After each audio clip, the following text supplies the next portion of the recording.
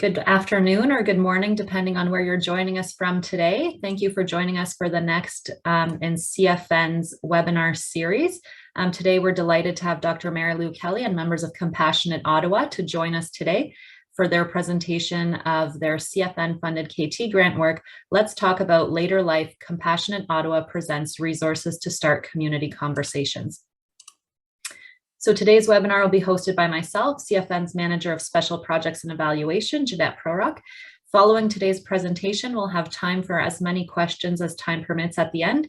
If you're not familiar with Zoom, there's a Q&A button at the very bottom that you can click to type in any of your answers or use the chat, and we'll make sure that we can get those questions to our panelists today. The webinar slides and video recording will be available for viewing within 1 to 2 days following today's presentation at cfn-nce.ca/webinars. We invite you to visit the website to review the presentation or share with any colleagues or individuals who couldn't make it to join us today. A few comments about upcoming CFN webinars. So there has been a date change for the 2 ACP webinars. They were initially scheduled for February 9th and 16th, but now they've just been shifted by a week.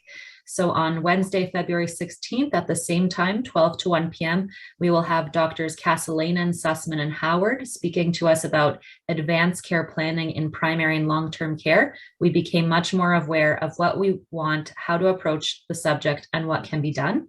And the second part of that ACP webinar series will take place on February 23rd from 12 to 1 p.m. Dr. Gloria Gutman will be speaking about culture matters in mobilizing ACP.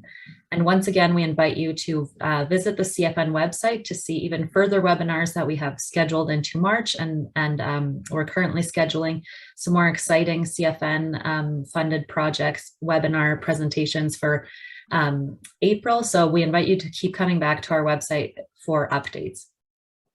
And now moving on to today's presentation, we're delighted to welcome Mary Lou Kelly, Cal Martell, Jim Nininger, Paula Campbell, John Cosgrove, and Michelle de Courville-Nicole speaking to us today on behalf of Compassionate Ottawa for their presentation entitled, Let's Talk About Later Life. Compassionate Ottawa presents 3 resources to start community conversations. So without further ado, let's talk about it. Great. Thanks very much, Jeanette, for that kind introduction. I'll take 2 or 3 minutes at the outset to give a bit of context, explain what Compassionate Ottawa is all about, introduce the panelists, and then turn it over to Jim to get going in that respect. But Compassionate Ottawa is a citizen-led movement using evidence-based approaches, working in collaboration with other community groups to change the way we think about living well, dying, death, and grief, but also to strengthen the capacity of people to care for each other in times of serious illness and loss. Our goal is to really begin to build a social movement based on public health and community development principles, and is framed around the Compassionate Communities framework developed initially by Dr. Kelleher in the UK. We work separately, but in partnership with health providers to improve health outcomes. The Let's Talk About Later Life project was intended to develop and evaluate 2 resources to stimulate community conversations about death and dying, and a video about the Compassionate Ottawa experience itself for community leaders who might be considering a similar movement in their own communities. Now, this project seems, in the context of the pandemic, started almost a lifetime ago. And like everyone else, we've had to pivot in finding new ways to develop and evaluate these resources. All the resources were developed virtually and in keeping with the local public health guidelines. We're deeply appreciative of the way in which the community has responded, both in terms of their willingness to contribute. We've got many more volunteers than ourselves who've participated. You'll be hearing about that. And we've more than doubled the initial contribution grant received from CFN. And for the most part, you should be aware this project was conducted by volunteers.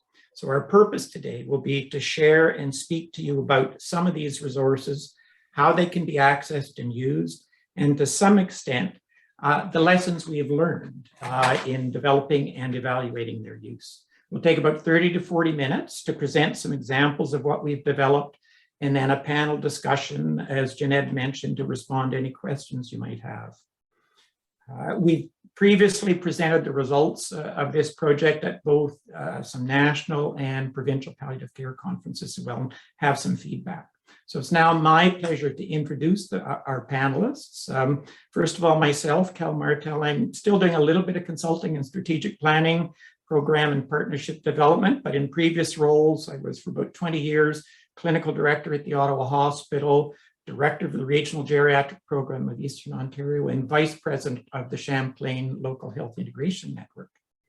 Mary Lou is a professor emeritus of social work at Lakehead University. She co-led this project with myself and, as noted, is our principal investigator. John Cosgrove is a retired social worker, which we discovered has a love for storytelling and hockey. And you'll get a sense of that as we go through some of the results. Michelle de Courville-Nicol has served as a board member of Hôpital Montfort and Montfort Renaissance, and she brought to that work and to Compassionate Ottawa a commitment to the issues for older adults and francophones, as well as others in the community. She's made a significant contribution in many aspects to the work of the digital stories. Jim Nininger is chair emeritus and co-founder of Compassionate Ottawa. He was previously president and CEO of the Conference Board of Canada and chair of the board of the Ottawa Hospital. He also led the development of the video resource within this project. But here's the most important thing, and I mentioned again, you should understand, we are all volunteers in that respect. And I think that commitment and the harnessing of these volunteers could only be realized with the support of people such as Paula Campbell, who's our operations coordinator, really the glue that keeps everyone in sync in terms of our work going forward in that respect. So we'll, I guess, Jim, now it's time. I'll hand over to you to speak perhaps about the origins of the project, because it all began with you, and to introduce the video about Compassionate Ottawa as Paula sets it up for screen share. Jim? Thanks, Cal, and good afternoon or morning, everyone. Just a word about how this project got going. Through a mutual friend in Kingston, I had a chance to visit with Dr. Muscadere to talk about a community approach to caring and Compassionate Ottawa. And that included the work we do, for example, in advanced care planning, grief and bereavement, caregiver support. And as our discussion evolved, I was able to inform Dr. Muscadere of the work we were doing in advanced care planning, of which a fair amount of that is done by contracts with the Canadian Frailty Network by others. Ours is more of a community-based approach. So we have about 17 volunteers who've been trained to do advanced care planning and leading difficult conversations in both French and English to the Ottawa community. And they've been very successful. So out of this conversation, Dr. Muscadere said, well, why don't we, if you're interested, provide you with a small contract to demonstrate what the community can do, the role of the community in providing caring. So we went ahead with that. Mary Lou Kelly, fortunately, one of our great volunteers, along with her husband, John, agreed to be the principal investigator, wrote the proposal, it was accepted, and we all went to work on it. Then there are 3 components of it, as Cal has said. The third one being they were interested in what was our story. And so what we'll see first here this afternoon is a video, 8 minutes, of our volunteers talking about why they're involved in Compassionate Ottawa. Now, I will say that the Compassionate Ottawa story, if you go to our website, consists really of 3 parts. One is the video. The second one is a handbook to accompany the video. So it's the text of the Compassionate Ottawa story. And the third component is a discussion guide that can be used in showing the video to interested members of a community, should that community be interested in becoming a compassionate community. Kingston, by the way, is on that road now as a community and is a compassionate community. So that's a bit of the background. So what we'd like to show you now is the video that was created as part of the project. As I say, it's 8 minutes, and it features a number of our volunteers talking about why they're involved. So Paula? When I'm talking about Compassionate Ottawa, I tell people, think about the Peanuts cartoon, and you've got Charlie Brown and Snoopy, and they're sitting at the edge of a dock and they're looking out at the lake. And Charlie Brown says to Snoopy, "You know, Snoopy, one day we're all going to die." And Snoopy says, "Yes, but on every other day we're going to live." That's what Compassionate Ottawa is all about. How can we live as long as we can, as well as we can, with the supports in the community to make it happen?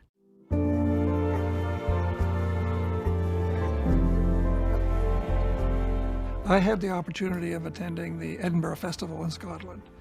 And one session that I remember particularly was bringing death back to life. And it was all about how we deal with death. And I came back from that presentation wondering if we could do that in Canada. If we could bring people together as a community to talk about issues of death, dying, and grief and loss. Given that 90% of the kind of care that's provided to people at the end of life is from families and friends and neighbors, that's got to be more robust. I'm so mindful that with so many baby boomers going into their dying years, if we don't have a really robust, strong community, it's going to be so hard and such pressure on the health system.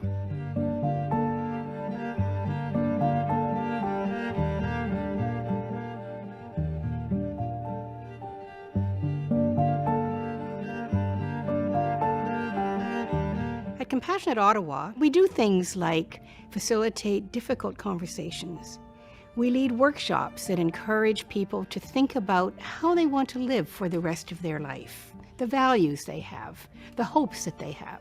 We talk with people about grief, helping people to think about their own grief, their own experiences, and how they can support other people. We host workshops and conversations with leaders in the field of compassion and community, so that we can learn from them.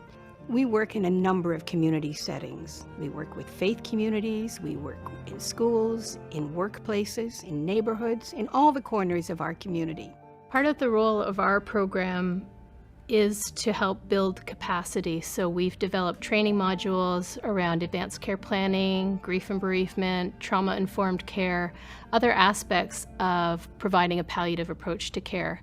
And so we've worked with a lot of the Compassionate Ottawa volunteers to offer that training so that they in turn are able to go out and do presentations and workshops.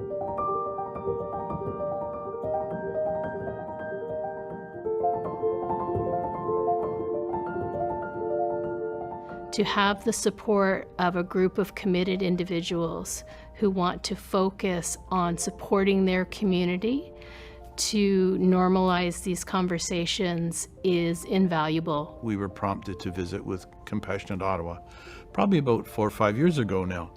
And I was really impressed with their work. And the focus of their work at that time was with advanced care planning. And it's probably one of the most important things as we age. So we actually helped facilitate a number of workshops with them to, showcase their particular product, but at the same time reach out to our membership.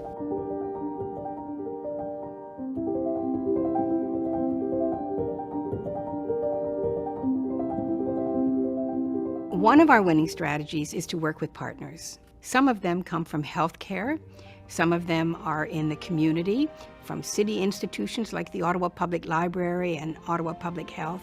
And we have so many volunteers, 85 volunteers who've stepped up. They come from all walks of life. They represent all age groups in our community.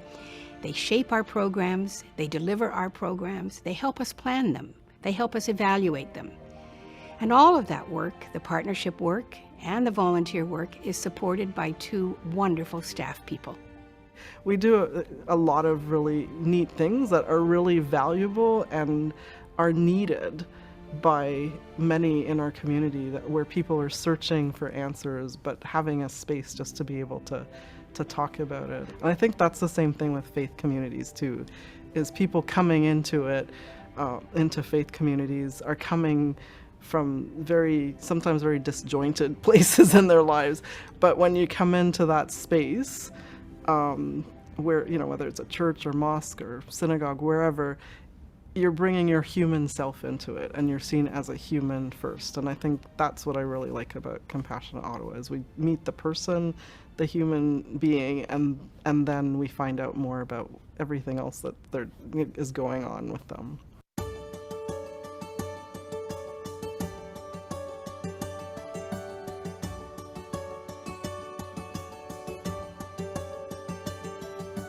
I really wanted to work with Compassionate Ottawa and my community so that we can spread what's happening in Compassionate Ottawa, and also modify it little to the Southeast Indian diaspora, so that they understand what should be done for healthy living and how to advance in age in a healthy way. Ottawa's changing, our communities are changing, and that's wonderful.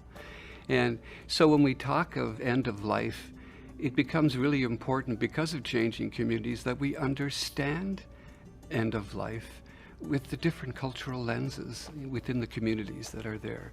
We need to connect. We need to find innovative ways to connect. We need to connect with community leaders in the different cultures and racialized communities, Indigenous communities. And we will get back, such great energy from people in sharing their perspective, their experience, so that when communities come together to support, we understand each other. Compassionate Ottawa started in English. Now it's making a transition to offering its services in French. It's difficult for people who are sick, in particular, to explain what's wrong with them in their second language, even if they master that second language to a large extent. I really think we're onto something here. I think the Compassionate City movement can make an enormous contribution to the health of the community. We always have to recognize and appreciate, and I'm one of them, that the providers make a huge contribution, and we need them.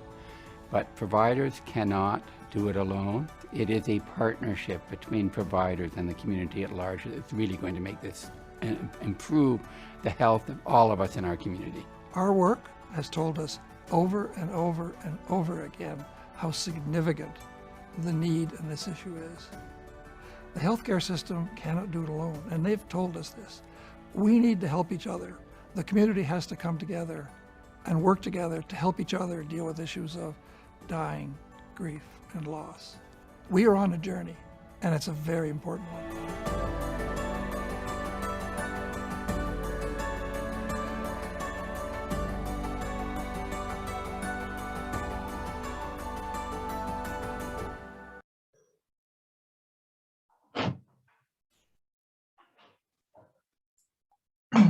Great. I think now, John, perhaps if you could do an intro to the digital stories for you and Michelle getting set up, that'd be great for the group. All right. Well, good afternoon, everyone. Thanks for this opportunity. What you're going to see in a couple of minutes are 2 out of 7 digital stories dealing with caregiving, dying, loss. And these stories were created and produced by the storytellers themselves, all of whom had no prior experience. They were recruited as volunteers and worked with a facilitator from Story Centre Canada to produce the final product. So I think you will enjoy them. The intent of the videos was to use them as conversation starters.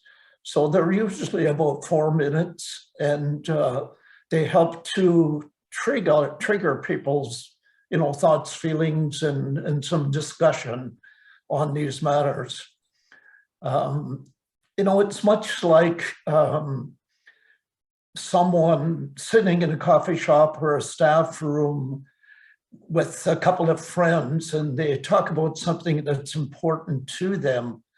And after they tell their story, someone says, yes, that's, I've had a similar experience. Or another person said, no, it hasn't been in my experience, but I really appreciate you telling us your story. And what it does, it brings those three people in a little bit more of a relationship through that story. So that's what we look forward to in making these stories available, that we are invited to think, feel, and discuss what the storyteller is saying. So with that in mind, we'll just go ahead with the two stories, one dealing more with caregiving and the other dealing with loss. So enjoy.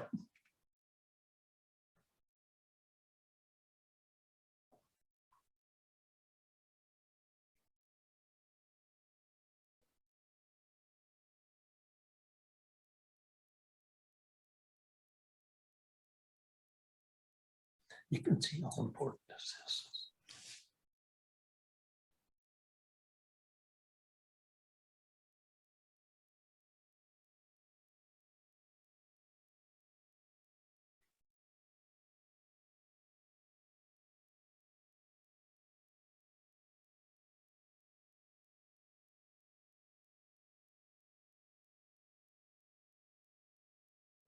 Oh, the good old hockey game, it's the best game you can name.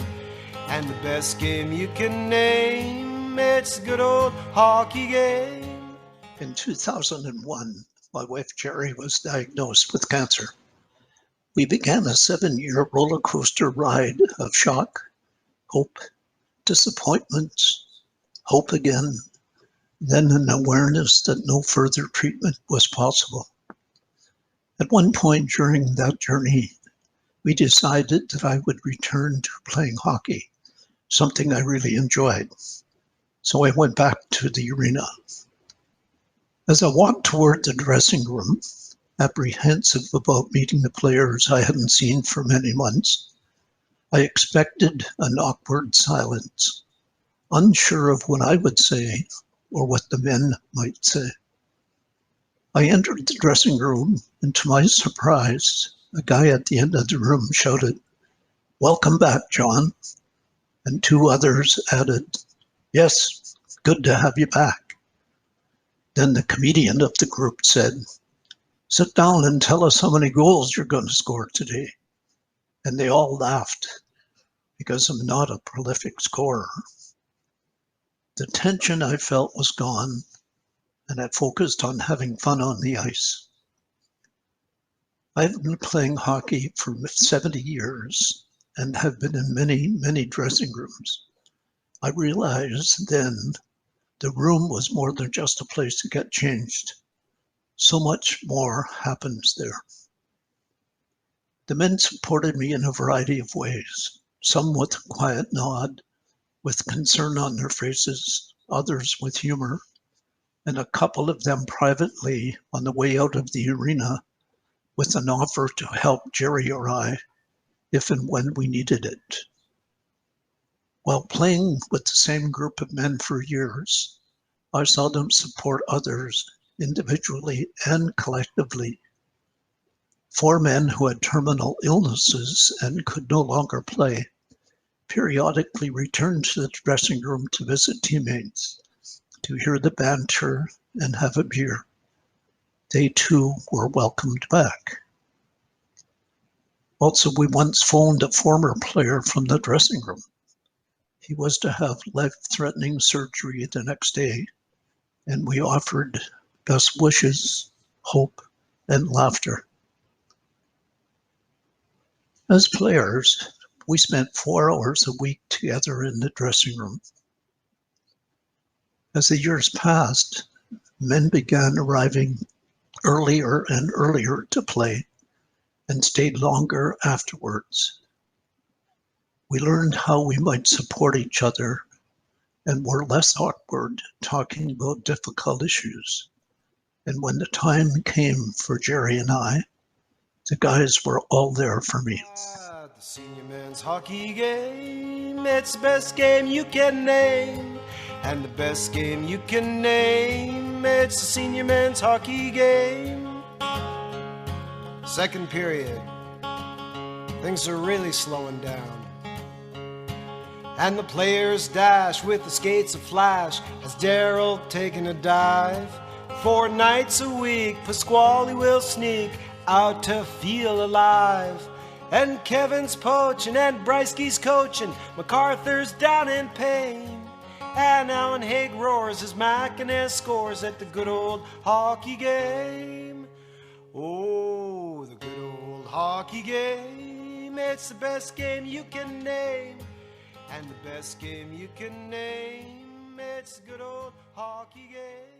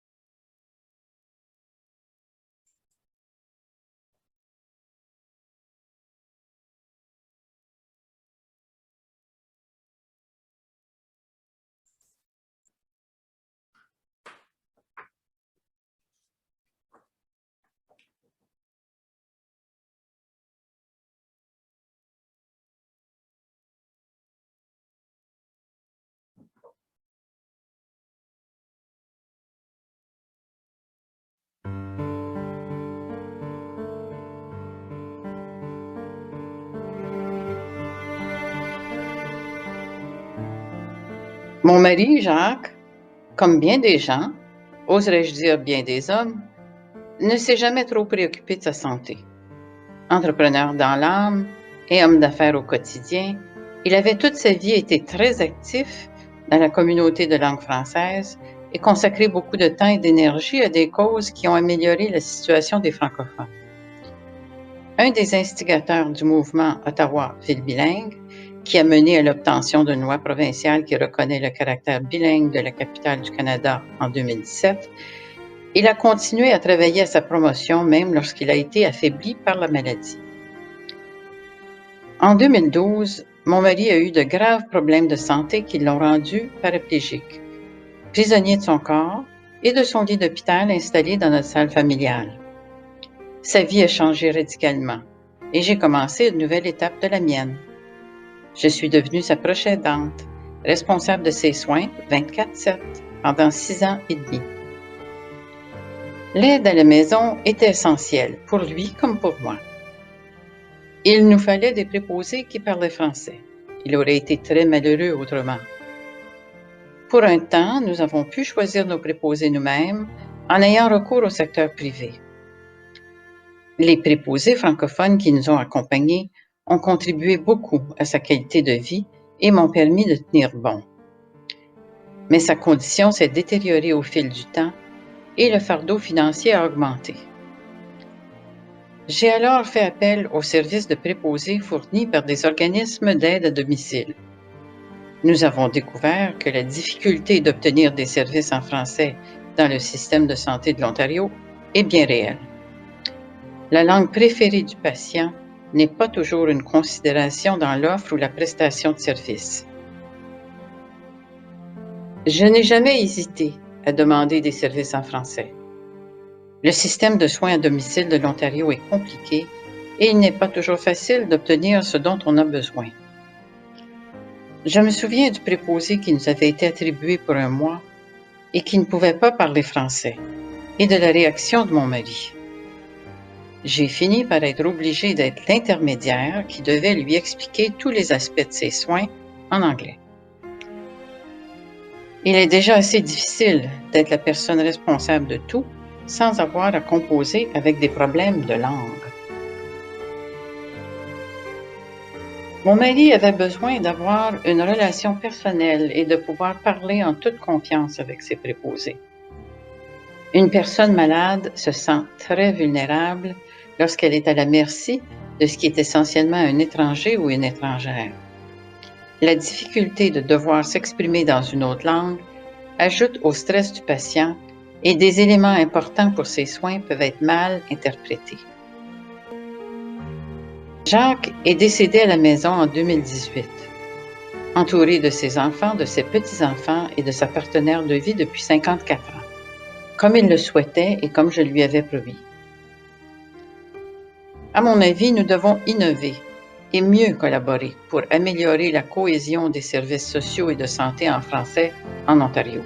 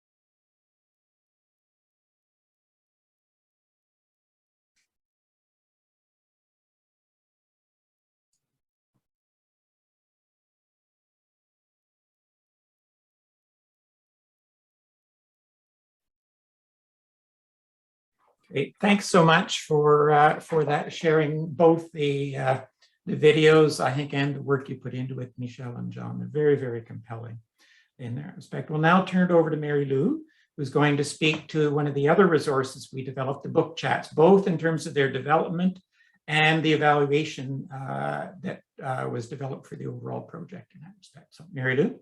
Great, thanks a million, Cal. And so as Cal said, first of all, I'm going to tell you about the third of the 3 resources that we developed through the Canadian Frailty Network money. And since I don't have a video, I can just show you the book.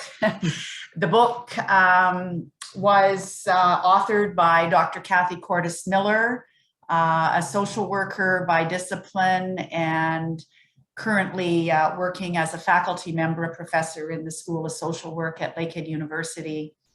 And we, along with Kathy, decided that we would use her book and create a protocol for a community book chat.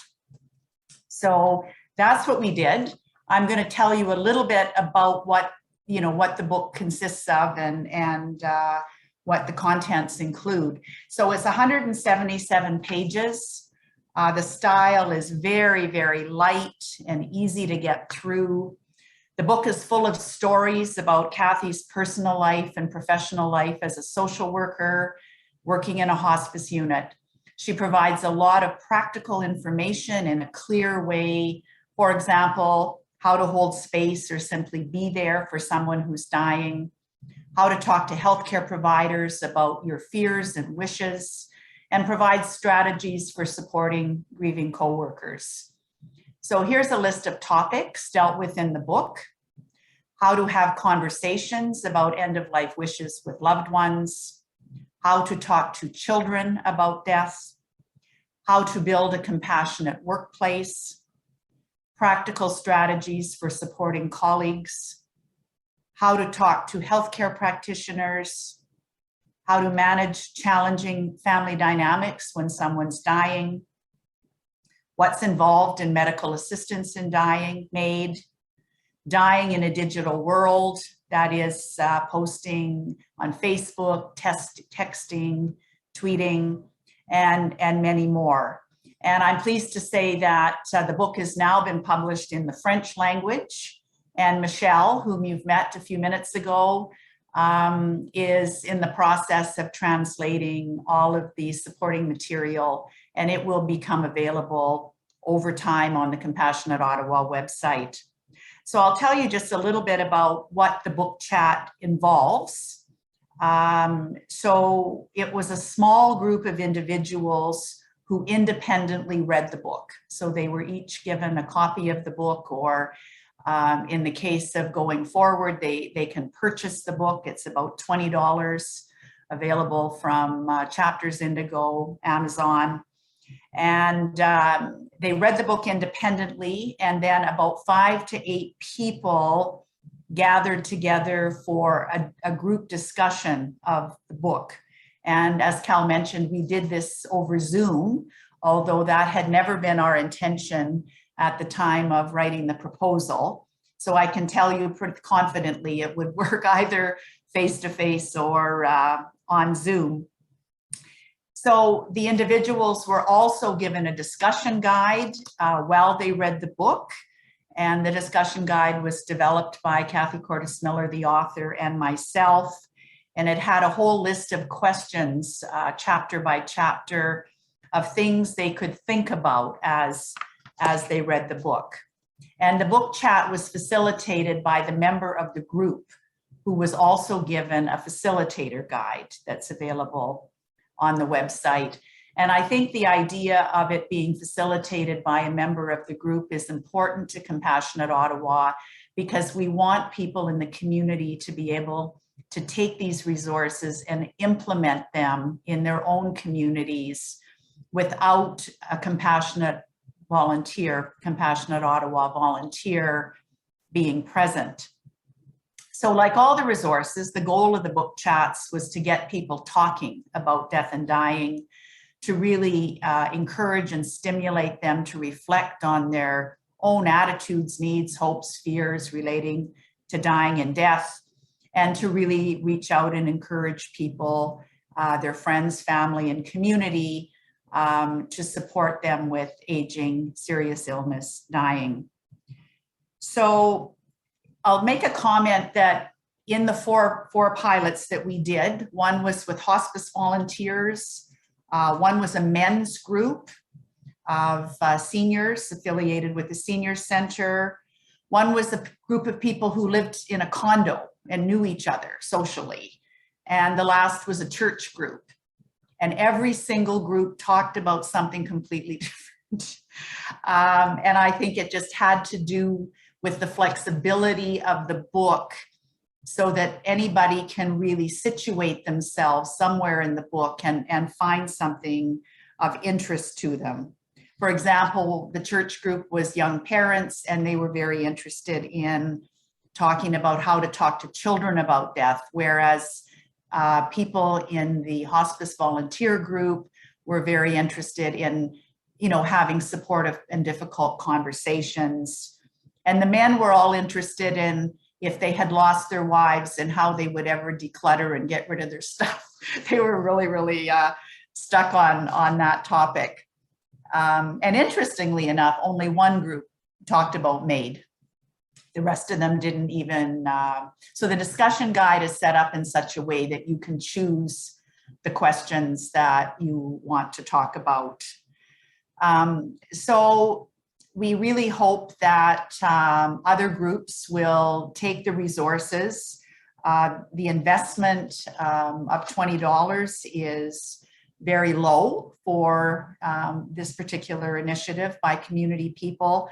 But I will say that Jim referenced collaboration and partnership with the Ottawa Library. So they are in the process of putting together a book bag where book clubs can check out a book bag, and it will have the discussion guide and facilitator guide. So we're really hoping that this will be widely used, and it's a model, I think, for doing a similar thing with other books, perhaps books in a different language, in addition to Kathy's book, because we found it, and I'll talk a bit more about the evaluation in a few minutes, but we found that it was very impactful for the people that were participating in the book chat. So now I'm going to move and talk a little bit about the evaluation protocol that we used, and I hopefully am going to successfully share my screen. And how's that, Paula? Looks good. Okay. So I want to begin by saying the evaluation, I want to acknowledge other people's assistance with it. Ronée Gillinson from the Regional Geriatric Program, who is an excellent evaluator, did help me with the protocol, and that was an in-kind contribution. Dr. Orange Stinchcombe, a faculty member at University of Ottawa, helped me with some of the analysis, and Kathy Cordes Miller from Lakehead University, the book author, helped a lot with that, and also conducted some book chats in Thunder Bay. So we were able to collaborate on some of the things that we had learned together. So I only have a few minutes to talk about the evaluation, so I've just chosen to focus on the methodology that we use, the type of data we collected, and some very general conclusions. As Cal mentioned, we have been presenting at provincial and national conferences and intend to present at the International Public Health and Palliative Care Conference in Bruges in September, if it happens, I hope. So this is the conceptual framework for the project. So it's an adaptation of work that you would be familiar with by Prochaska and Di Clemente, and it was adapted by an author by the name of Sandra Oliveira for use in community engagement and community education.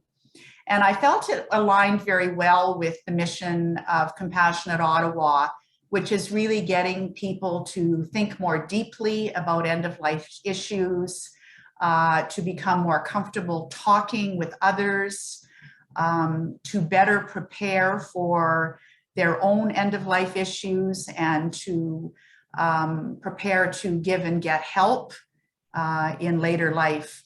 And if everybody did that, the maintenance part would really indicate a change in collective behavior and a change in culture.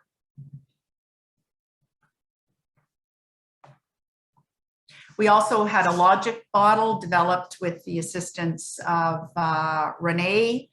And we've talked about how we did the pilots. We did 3 or 4 pilots for each of the resources.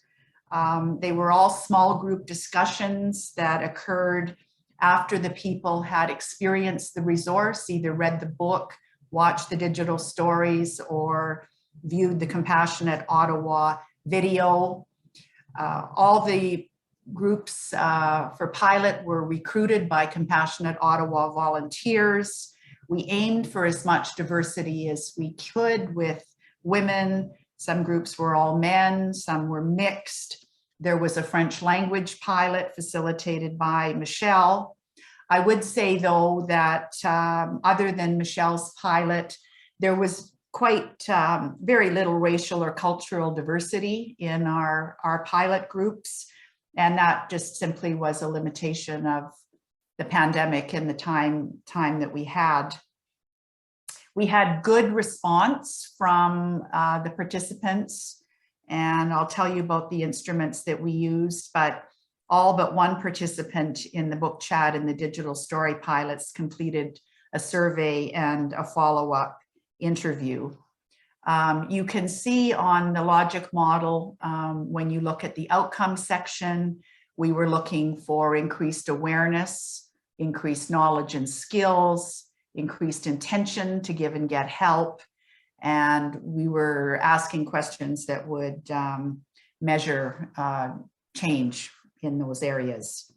So I collected observational data during the discussion. So I observed all of the pilots on Zoom using a semi-structured observation guide. At the end of the pilot, each participant got emailed an online survey, which they completed to capture their immediate reaction to their experience. And then 6 weeks later, for the book chat and the digital story sessions, I contacted each participant by phone and interviewed them to get a lot, better sense of their reflection on their experience, and in particular, whether they had could describe any change in knowledge, attitude, or behavior. This slide just shows you what our instrument looked like. It had a few Likert scales where people would react on a 5-point scale, some qualitative data, and some demographics. So this is an example of this digital story results, just to show you how the data were presented. And you can see from this that, our scores for the digital stories on their value, the interest of the session, the importance of the topic, and the usefulness of the conversation were all 4.5 and 5. This is the kind of thing we got back from the qualitative data. And you can see from that people highly valued, in particular, referencing John's point, they really valued the conversation. And I would point out that we were evaluating the impact of the resource, not really, did you think John's digital story was, good? It's really that experience of using the resource to change behavior, attitudes, and knowledge. So I'm just putting in a few quotes. These come from my notes from the observations. Evidence that the use of the resources promoted conversation and contemplation. I'm going to let you read them because I want to leave lots of time for discussion, but I think you'll see that there's a wide range of conversation that happened. These data show that people really talked about things that indicated a change in their attitudes and their knowledge. The last point here references specifically Michelle's story. One participant said, people who are sick need to be taken care of in their own language. It is not acceptable to be facing an issue with a language barrier at the end of life. And then lastly, examples where people reference behavior change. I would say that only came in the book chats. And my explanation for that is twofold. One is the people who chose to do a book chat, volunteered, were probably, going back to the conceptual framework, already in the contemplation stage. You don't want to read a book about dying unless you're thinking about it. And so therefore, they were able to advance on the wheel, so to speak, of behavior change to actually doing something a little bit different.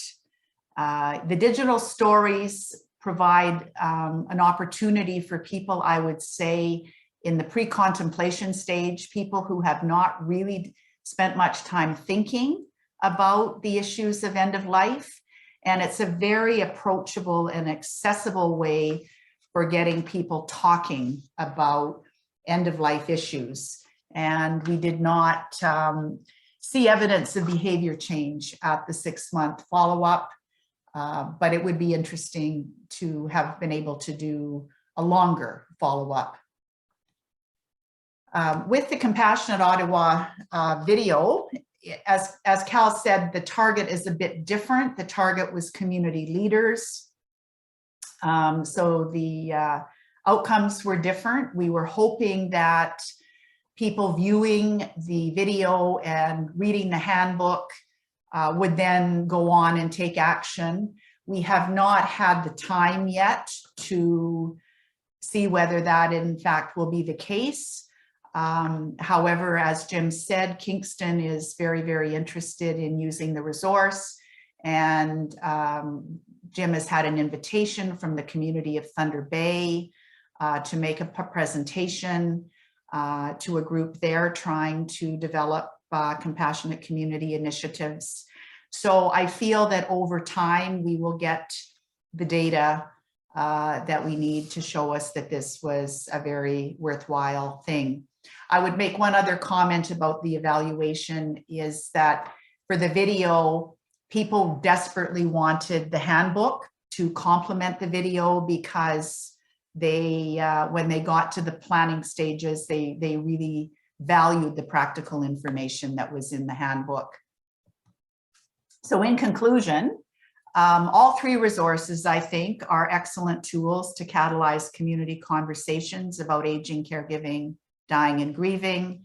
Participants overwhelmingly rated the discussion and resources as useful, important. They did promote changes in knowledge, attitudes, and to a lesser extent behavior. And I think they can all be used as a social change strategy in compassionate community work for people who are similar to those in our pilots. So if anyone wants further information, that is how they can contact me. So I'll turn it back to Jeanette. Great. Thank you so much, Dr. Kelly, and our entire panel. So now we'll just open it up to questions. So if you have a question, we remind you to please type it into the bottom in the Q&A. I did see a comment come into the chat already during one of the presentations, and it says, John, what an incredible example of what a compassionate community is and can be. Simple. Thank you and great to see you. Then that was from Sherry Cock, a message there saying thank you. And also I would have to say, like, un très grand merci à Michel pour partager vos histoires avec nous aujourd'hui. J'espère que ça va aider beaucoup de gens et c'est tellement un sujet important. So nous vous remercions aussi pour partager vos histoires avec nous aujourd'hui. So maybe I'll just start the questions while some individuals are still typing in, and this can come to anyone on the panel, but how has the work of Compassionate Ottawa now, many of you mentioned the pandemic early on in the discussions, how has that been impacted and the opportunities for individuals to engage, share stories, talk with one another and support one another through what are some of the most difficult times in their lives now with the pandemic happening? Jim, I think you should probably handle that one. Well, thank you. That's a good question. And it was very challenging. We had to really reposition what we did and move to Zoom. Our volunteers through the team leaders were all went through a process of learning how to do it by Zoom. We've continued to do a lot of the sessions during this period, not as many as that would be in person. I mean, it's, as we all know, it's much better to be in person, to have these dialogues and discussions, to see the face and have more in depth. But we did it. I mean, we kind of shifted, and it worked, and the feedback has been good. And we hope we could move back to in-person sessions as soon as possible. Given that this work funded by CFN was primarily for KT knowledge translation, sort of getting this stuff out there, if we have any participants who are listening today who are interested in starting a compassionate community where they are, what would you recommend would be the first steps? Reach out to you, or what can they do if they are hearing what's going on here today and they're thinking this is a resource that is definitely lacking in my area? How can we bring this to where we are? Well, again, if I could answer that, it's all on our website. The handbook is all on our website. It's an extensive handbook. It's in layers. It starts off with the lessons we've learned over the past 4 or 5 years. and then get in touch with us through our website, through our information. And we'd be happy to have a dialogue, a discussion to help facilitate discussions. There is a discussion guide that can be used for having group meetings. So we're more than anxious to help and to share, and would be very responsive to anyone reaching out. I think that goes of all of our volunteers on the screen here and the other many others that are not here with us today. Wonderful, thank you. This question maybe is more targeted for you, Mary Lou. You mentioned the stages of change model there and how many of the individuals in the book club were likely already in that contemplation stage. Are there any methods or strategies that you found for sort of nudging people who might not yet be in that contemplation stage, ready to talk, ready to make those changes, to move sort of from that pre-contemplation to the contemplation stage? Yeah, John is going to say the right. Perfect. Yeah. I think the 7 stories that we have, I think, are an excellent resource for that stage. It gets people just thinking a little bit more and recognizing, in their workplace, in their faith community, recognizing the need people have for talking about it further. So, much of what today is Bell Canada's Let's Talk Day, and another example of getting the message out to the community to become involved in supporting each other. Wonderful, thank you.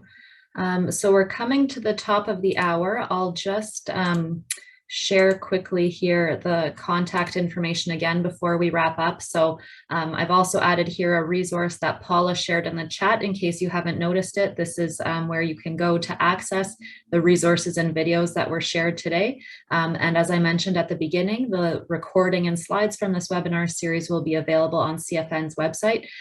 So I'd just like to thank everyone again, Cal, Michelle, Mary Lou, Jim, Paula, all of you for joining us, and John, all of you for joining us today, sharing your stories, sharing these resources, very compelling stories, and I think very useful resources for individuals in our network and beyond. So thank you. Oh, do we see some? Oh yeah, just another thank you coming into the chat. I thought we had another question there, but thank you to all of you, and we appreciate you taking the time to share this with us today, and we encourage all of our audience members today to be sure to share it with colleagues and individuals who couldn't make it today, because we're certain this is very important information to share with our network. So thank you to everyone for joining us, and thank you once again to our panelists, and we look forward to welcoming you again for our next webinar. Have a great day.